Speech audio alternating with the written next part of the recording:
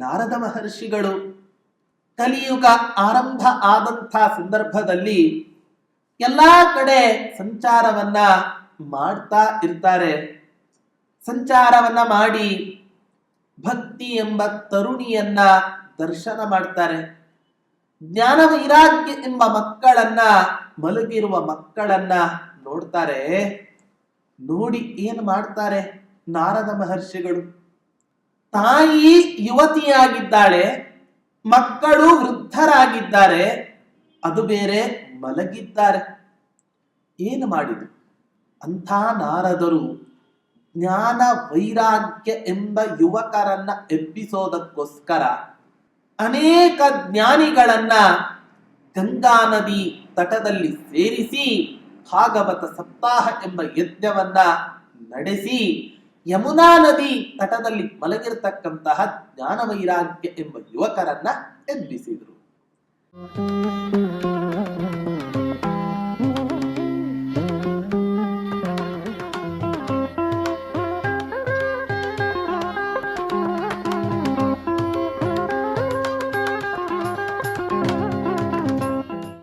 ಪೂಜ್ಯಾಯ ರಾಘವೇಂದ್ರಾಯ ಸತ್ಯಧರ್ಮರತಾಯ ಚ ಭಜತಾಂ ಕಲ್ಪವೃಕ್ಷಾಯ ನಮತಾಂ ಕಾಮಧೇನವೇ ದುರ್ವಾದಿಧ್ವಾಂತರವಯೇ ವೈಷ್ಣವೇಂದೀವರೇಂದವೇ ಶ್ರೀ ರಾಘವೇಂದ್ರ ಗುರವೇ ನಮೋ ಅತ್ಯಂತ ದಯಾಲವೇ.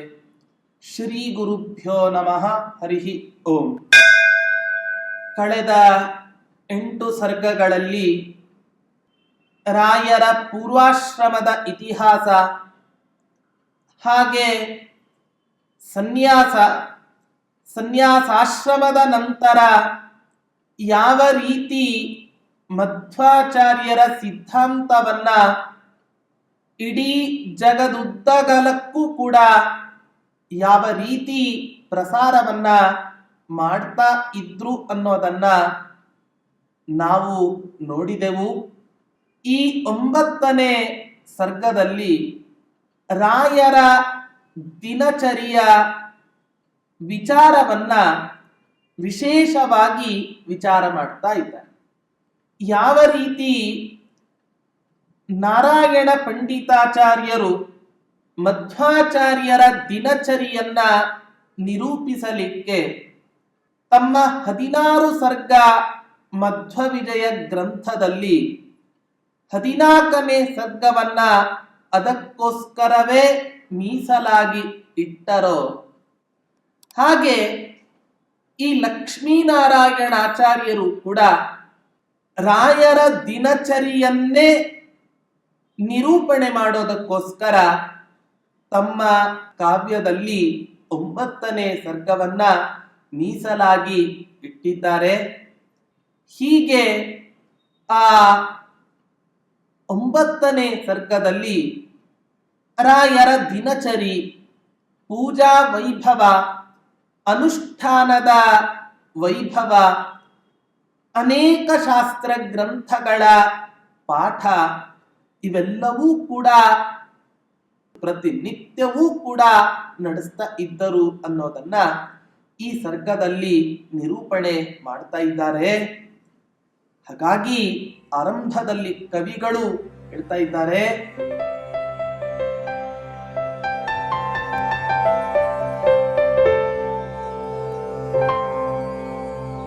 ಮಾಗಧ ಮಧುಭಿದಂಘ್ರಿ ಪಂಕಜೇ ಜಾಗರೂಕಮಪಿ ಸಂಯಮೀಶ್ವರಂ ಬೋಧಯಂತಿ ವಚನೈರ್ಬುಧೋತ್ತಮಂ ಕಾವ್ಯವರ್ಣನ ವಿಧೋ ಕೃತಾದರೈಃ.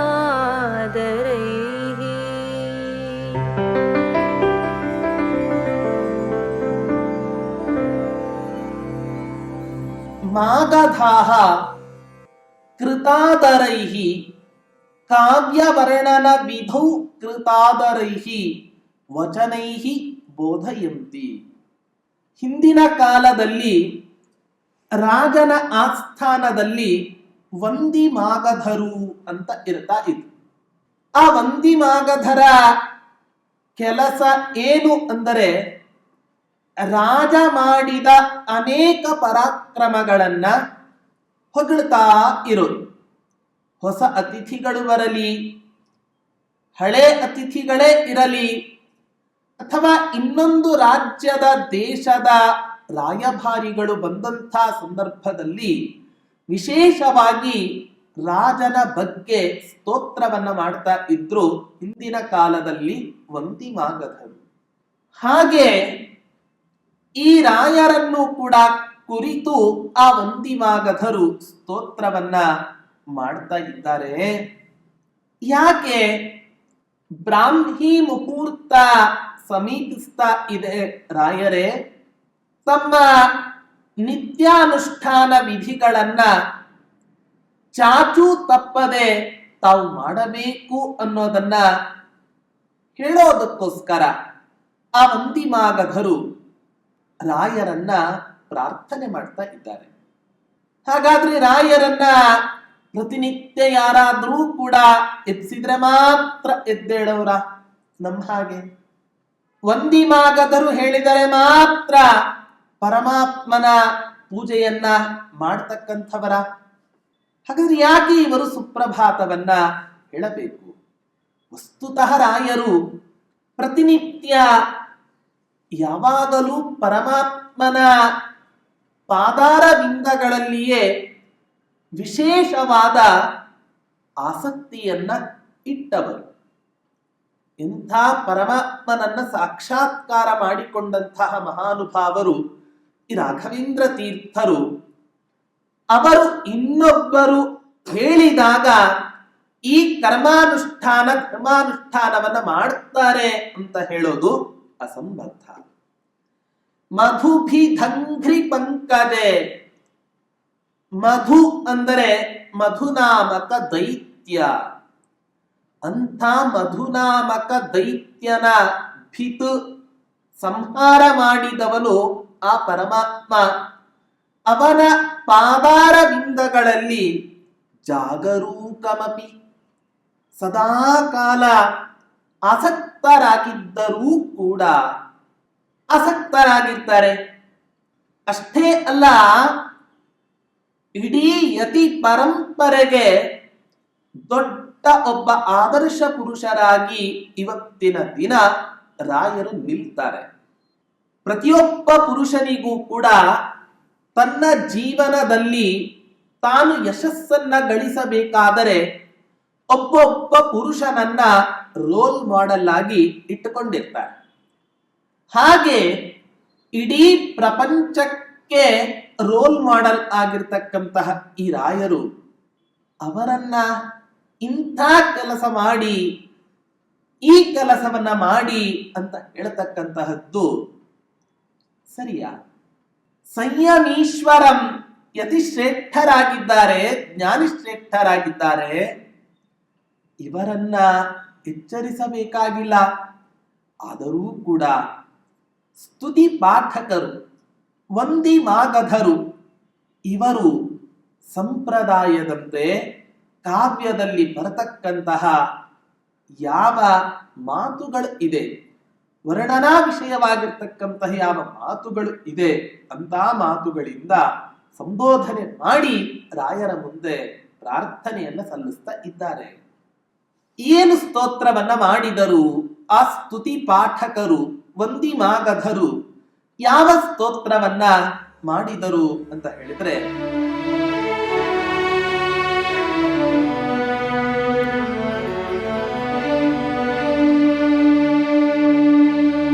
ಮಂಗಲಾನಿ ಕುರು ಪದ್ಮಸೋದರೈಃ ಸಂಯಮೀಂದ್ರ ಜಗದಾದೃಗಂಚಲೈಃ ಪಶ್ಯ ದೃಶ್ಯ ವಿಭವಂ ದಿನಾಗಮಂ ದಿಕ್ಷು ದಿಕ್ಷು ಮುಖರೀಕೃತಾಗಮಂ.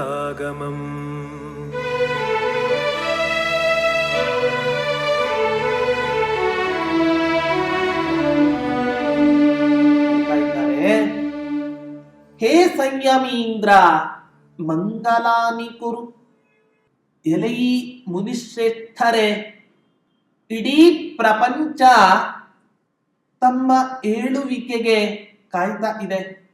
ಯಾಕೆ? ಅನುಗ್ರಹಾಯೈವ ಚರಂತಿ ನೂನಂ.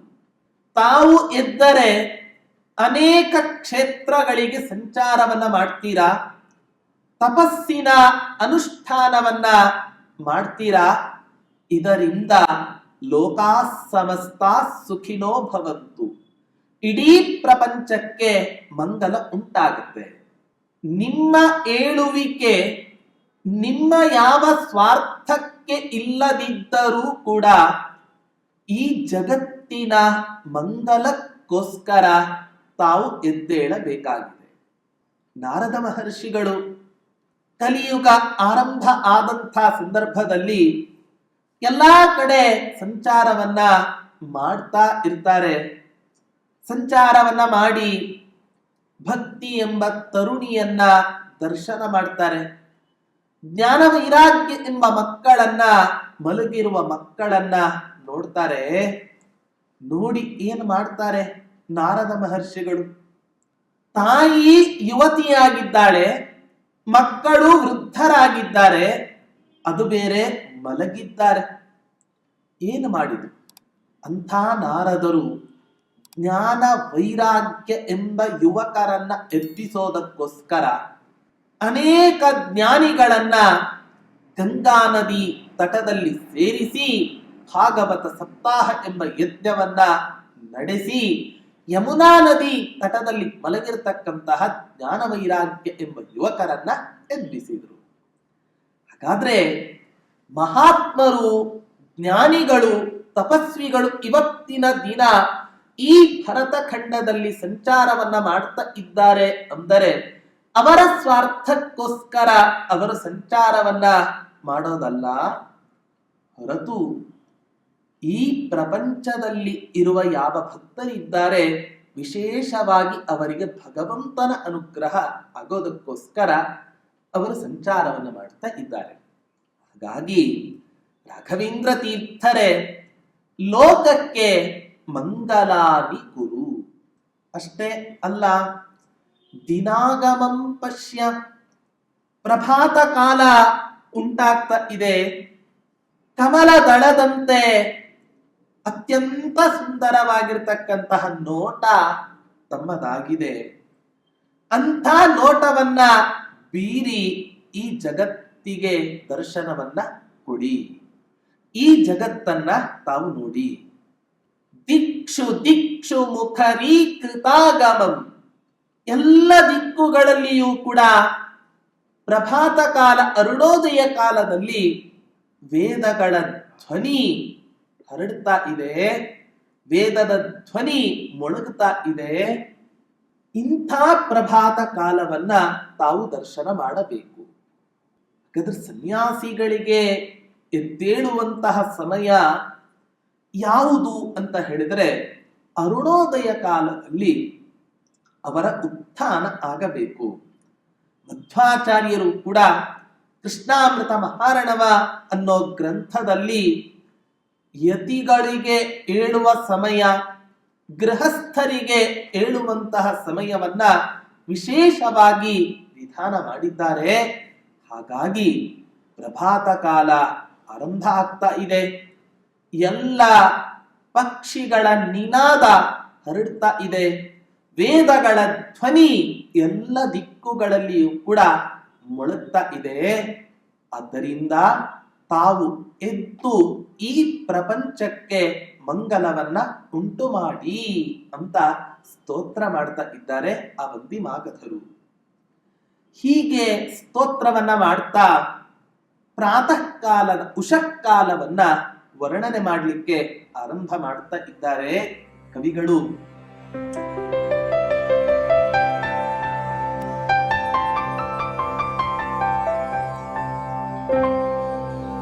ಪಾಕಶಾಸನಪುರೇ ಗುರುದಿತೈರ್ಹಂತ ವೇದವಚನೈರಪಾಕೃತೆ ಅಂಧಕಾರದರಪಹ್ನವಗೇಃ ಶಕ್ರದಿಗ್ಮುಖಮಿದಂ ಪ್ರಸೀದತಿ.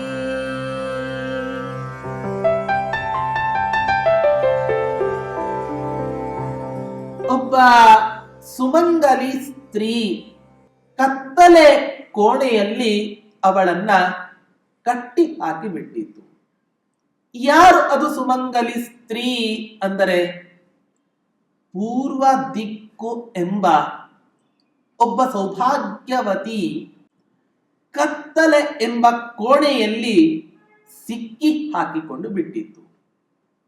ಆದ್ರೆ ಸ್ವರ್ಗಲೋಕದಲ್ಲಿ ಅನೇಕ ದೇವಾನುದೇವತೆಗಳಿಗೆ ಪ್ರತಿನಿತ್ಯ ಸಚ್ಚಾಸ್ತ್ರಗಳ ಪಾಠವನ್ನ ಮಾಡಿ ದೇವತೆಗಳ ಗುರುಗಳು ಅಂತ ಪ್ರಸಿದ್ಧರಾಗಿರ್ತಕ್ಕಂಥವರು ಬೃಹಸ್ಪತ್ಯಾಚಾರ್ಯರು. ಅಂಥ ಬೃಹಸ್ಪತ್ಯಾಚಾರ್ಯರು ಅಪೌರುಷೇಯವಾದ ವೇದಗಳನ್ನ ಪಾರಾಯಣ ಮಾಡಿದಾಗ ಆಗ ಇದ್ದ ಎಲ್ಲ ಕತ್ತಲೆಯೂ ಕೂಡ ನಿವಾರಣೆ ಆಯಿತು.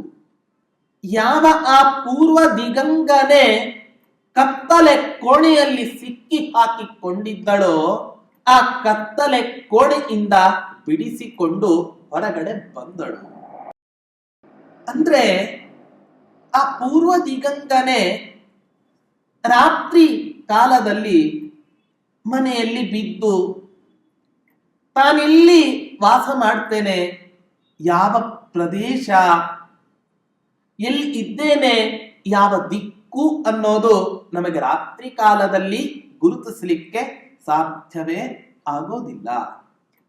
ಆದರೆ ಯಾವಾಗ ಪ್ರಭಾತ ಕಾಲದಲ್ಲಿ ವೇದಗಳ ಉಚ್ಚಾರಣೆ ಮೊಳಗತ್ತೋ, ವಸ್ತುತಃ ಮಧ್ಯರಾತ್ರಿಯಂತಹ ನಿಶಾಚರ ಕಾಲದಲ್ಲಿ ರಾತ್ರಿ ಸಮಯದಲ್ಲಿ ವೇದ ಪಾರಾಯಣ ಅತ್ಯಂತ ನಿಷಿದ್ಧವಾದದ್ದು.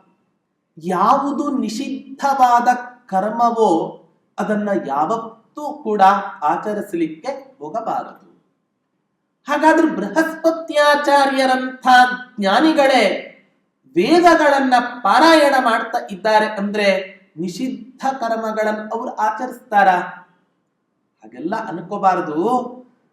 ಬೃಹಸ್ಪತ್ಯಾಚಾರ್ಯರು ವೇದ ಪಾರಾಯಣವನ್ನ ಮಾಡ್ತಾ ಇದ್ದಾರೆ ಅಂದರೆ ನಿಷಿದ್ಧ ಕಾಲ ಕಳೆದಿದೆ ಅಂತ ಅರ್ಥ. ಅರುಣೋದಯ ಕಾಲ ಇನ್ನೇನು ಆರಂಭ ಆಗ್ತಾ ಇದೆ.